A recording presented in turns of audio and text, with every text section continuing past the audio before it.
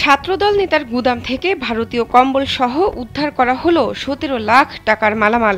মঙ্গলবার রাত ৯টার দিকে নেত্রকোনার কলমাকান্দা উপজেলার রংছাতি ইউনিয়নের মুন্সিপুর গ্রামের একটি গুদাম থেকে এসব মালামাল উদ্ধার করা হয়।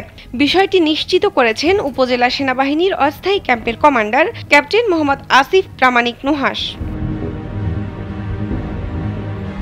স্থানীয় ও সেনাবাহিনী সূত্রে জানা গেছে, মঙ্গলবার রাতে গোপন সংবাদের ভিত্তিতে রংছাতি ইউনিয়নের ছাত্রদল সভাপতি এরশাদুর রহমান বিদ্যুতের ওই গুদামে অভিযান চালানো হয়। অভিযানে গুদাম থেকে ৩৩১ পিস কম্বল ও ১,৪০,০০০ পিস সিগারেটের ফিল্টার জব্দ করা হয়, যেগুলোর মূল্য ১৭,৪৮,৫০০ টাকা।